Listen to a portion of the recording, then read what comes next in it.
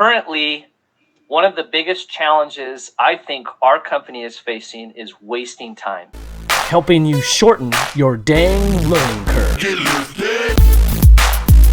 On the last episode of the DYOJO Podcast,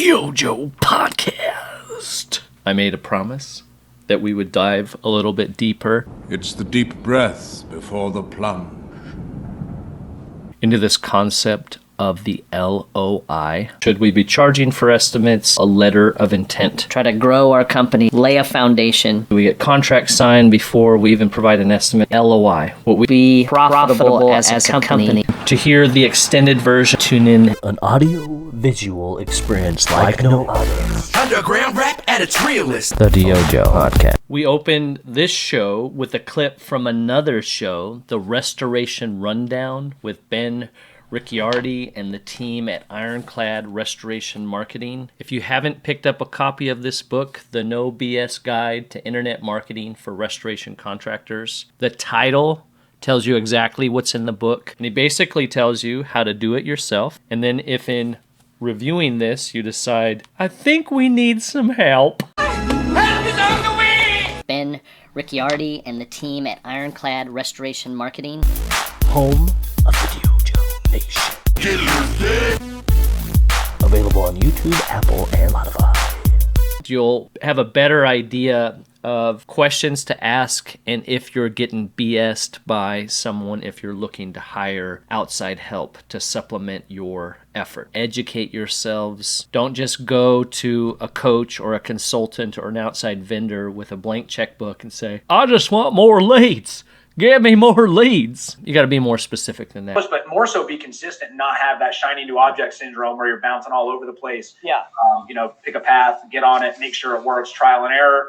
Because that's really the only way to really shake out to see if something's going to work. The Restoration Rundown, down. We've got another one on the books that we're recording with Ben as well. Great insights from someone that specializes in something that a lot of people need, and that's how to get there to generate the kind of leads that they need to keep the pump primed.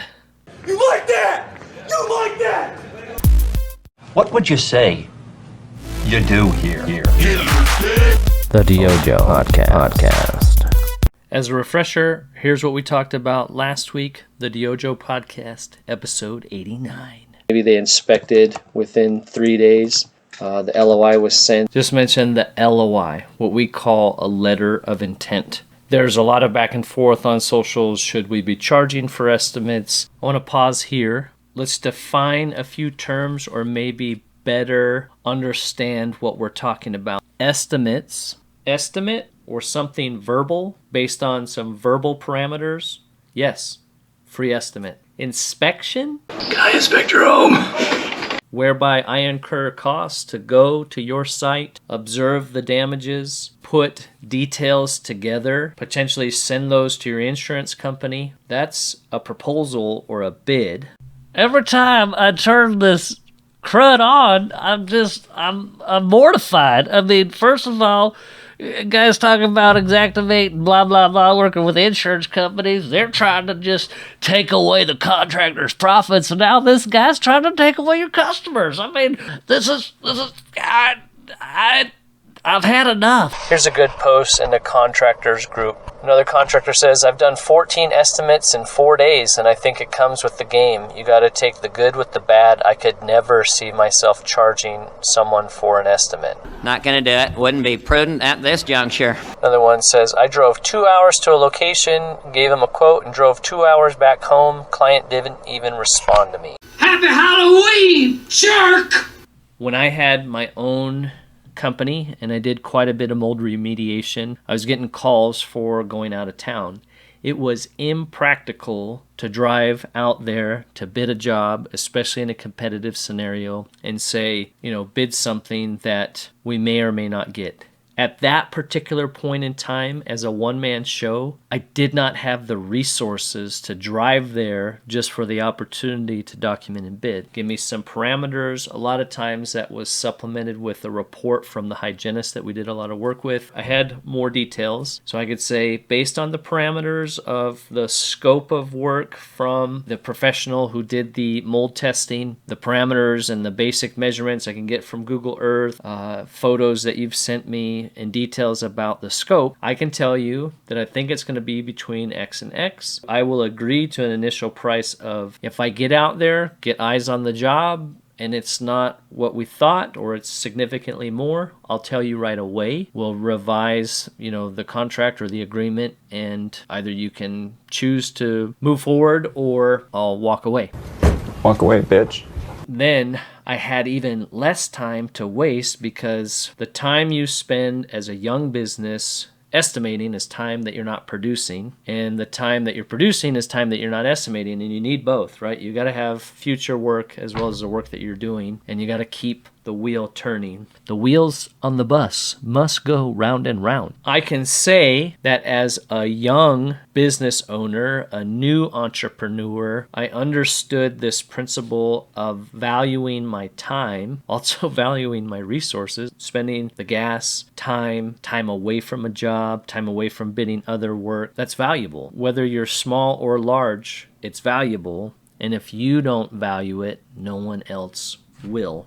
It has to start with you. Of Restorers. The DYOJO. By Restorers. Podcast. For Restorers. The DYOJO Podcast. We want to give a huge shout out to the sponsors of the DYOJO Podcast. Those organizations also committed helping you shorten your dang learning curve. First off is the Institute of Inspection, Cleaning, and Restoration Certification. You know them industry-wide, SCII-CRC. You want full access to all IICRC standards from any device, at any time, and in any place? Get a standard subscription for about 50 cents a day. Visit iicrc.org today. Also, Advocate Claim Service, LLC, was founded to provide policyholders, brokers, and attorneys with a dedicated claim professional to develop a comprehensive claim presentation strategy. Can I talk to David Princeton? You got him. While ACS does not sell insurance, they make it work. If I want to take the anxiety out of my claim, who should I call? Advocate Claim Service. Advocate Claim Service. ACS's principal consultant, David Princeton, a friend of the show, has resolved disputed claims, resulting in tremendous results, and also contributes to CNR Magazine's column, Dear David. We're also sponsored by book number 4 from John Isaacson, The Suck Less at Estimating. It's for better project outcomes.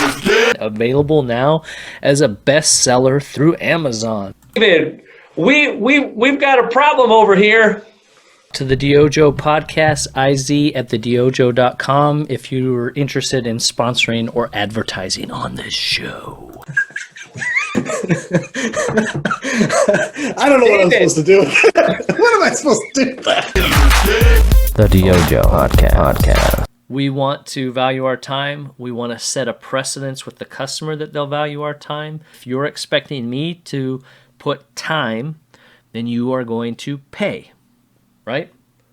I give you time, you pay me. Very simple concept. Do we get contracts signed before we even provide an estimate? In our context, we would explain, we don't charge for our services up front, but we do ask you sign a letter of intent, which basically states that we ask that we're able to recoup our time, and the document outlines what that looks like. Leave here and never mention this to anyone again. The restoration rundown. Thankfully, knock on wood, not trying to toot a horn or anything, we've been able to get a decent amount of leads, and part of that's through program work.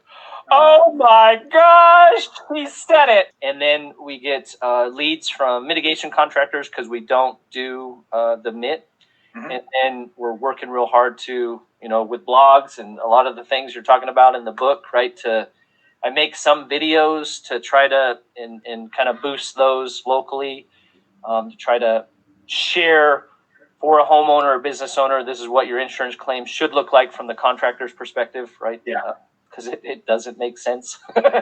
We all know that it's a good idea to try to have a blog, have a web presence, try to get content out there. Have you messed around with creating a video for your services? Or this is a clip of something that we've tried to do and accomplish in our business out of Puyallup, Washington. Trying to prevent insurance claims horror stories. This tip today is about knowing your policy type. Real interesting stuff. Stuff that people just get excited about talking about. Never thought the day would come. Yeah, I'm excited about it too. Yeah. Insurance policies come down to two primary types: ACV, actual cash value, and RCV, replacement cost value. Well, according to the insurer Liberty Mutual, my calves are custom too, but I can't insure those, which is a crying shame. An actual cash value is what you would pay to repair or replace the item at today's cost minus the depreciation. So now we have another fun insurance term, depreciation. Depreciation is a factor that reduces the payout for a given item based upon its age, use, or condition. For example, if your carpet was damaged and it's old and you have an ACV policy, they're going to subtract that age and use against the payout. The value of the item minus depreciation equals the estimated payout for replacement under an ACV policy. According to that same article from State Farm, which we will reference in our blog, aresrestoration.com, ARES restoration.com, the most appropriate way to estimate the replacement cost of your home is to hire a building contractor or other building reconstruction professional to produce a detailed replacement cost estimate. So whether your policy is ACV or RCV, the base price for repairing your property to its pre-loss condition should reflect current labor and materials in your local market. Okay, so talk about terrible transitions. If this guy's not trying to sell us one of his stupid books, now it's like, tell us about the great ways that you market your stupid company. I mean, it's like, is it lost on anybody else that he hasn't even delivered on the quote unquote promise to tell us about this super secret LLI? I mean, it's gonna be disappointing, I guarantee it. It's not about finding some silver bullet that somebody pulls out of their rear end or says, this works for my company. It's helpful. Those are good conversations to have, but really it's important for each individual business owner, each team to sit down and think through what are the issues, the most pressing issues that we're facing, and what are some of the creative ways we can source solutions. Sometimes those are tried and true solutions. There's nothing new about them. Sometimes they're a tweak of something existing, and sometimes it's just enforcing what you already have in play. But speaking of interruptions, I just received this in the mail, literally, Working Class by Nick Kasich, Making the Trades Cool Again. Really excited to be a part of the larger effort to make people aware about opportunities for career advancement and making a living within the skilled trades. I think that should be a goal for all of us. We are a part of a much bigger ecosystem. Echo. Anyways, back to our topic. The restoration rundown. With that wasting time, I sit down with our team all the time, and it's like, if I could spend time on a project that's going to make me money versus chasing something that we know is not, what are some of the things we can do to better screen our clients? We frequently hear owners talk about documentation from the field is an issue. Well, how come you guys don't have the documentation? I'm spitting angry. I believe one of the core issues is we don't always set our teams up for success from the start. It's like, well, how come you never give us complete documentation? Oh. What the hell are we doing here, Harry? With something as simple as a client intake form, which we're just about to go into, a very simple Excel spreadsheet, and how that relates to the techs being able to get the information, the estimators and project managers getting the information that they need. But let's start with some tough love, all right? So that way, as Taya Thompson says, don't have to try to pull something magical out of a lack of information provided by the field. Ready for this? Here goes. You suck. So that way we can do it right, do it efficiently, and do it excellently. Again, a lot of these concepts are talked about in my new book, How to Suck Less at Estimating, and the course that is coming out. You'd suck. How to not suck. I have a microphone. The last minute we changed it to How to Suck Less at Estimating. And you don't. Habits for better project outcomes. So you will listen to every word I have to say! This contractor says, I still do free estimates, but some people around here I know of offer free rough estimates based off pictures, etc. And if customer is happy with the rough price, then an in-house estimate they charge for, and if accepted, the price comes off the project. Pause. Before we go further, let's define some terms. Estimate. It's an estimate. I estimate, based on my years of experience, that the cost for labor, materials, and equipment, COGs, will be somewhere in the ballpark of X and X. So customer, you offer free estimates. Yes. Tell me about your project. Blah, blah, blah. Based on those details, and even better if you can text me a few photos, I believe you're probably in the price range of X to X. That's again, sight unseen. This is your free estimate. This contractor raises a good point. I think of it from a different angle in my business. Why am I not closing these deals? Charging for estimates can put you into another set of problems. Follow up with your customers. Hey, just taking a survey to better our business. What did we miss in our process to earn your business? Was it price? Was it etc.? Are you trying to close the deal at the customer's house? We are doing 10% off for deposits made same day. We can take cash credit or Cash App Venmo. Well, I'm not sure, says the customer. What aren't you sure about? We can go over everything one more time if that would make you feel comfortable. If you find out its price, then either A, you are too high, B, you aren't qualifying your customers, or C, you aren't marketing to the customers you want. There's a ton of work out there. I close a lot of the deals I bid, but we work at it on all of these aspects. You could also charge a range, and if they decide to move forward, you could apply that total to the deposit. But I'm not a fan. I do good work. I sell my jobs. I don't need to charge a fee. I assume every bid I do will turn into a sale. Just writing proposals and hoping people go with you is a recipe for disaster. As business owners, we have to sell it, work at it from every angle. I think that's a good point. I guess if you're just churning and burning, it might be a self-fulfilling prophecy where he's talking about dig deeper into, sounds like he's writing the estimate on the spot and getting the immediate commitment. So that's one way to approach it. As you can see, we're trying to weave input from multiple contractors, multiple backgrounds. So this contractor we just referenced from the socials talks about trying to close the deal on the site. So that's his approach. The contractor we're about to talk with uses another approach, one that's a little bit controversial every time we bring it up. Oh, no! So, buckle in. So what are you doing, a survey about do people charge for estimates? Yeah, I'm just making a few calls. Well, you have to charge for an estimate. People do it. Most people do it.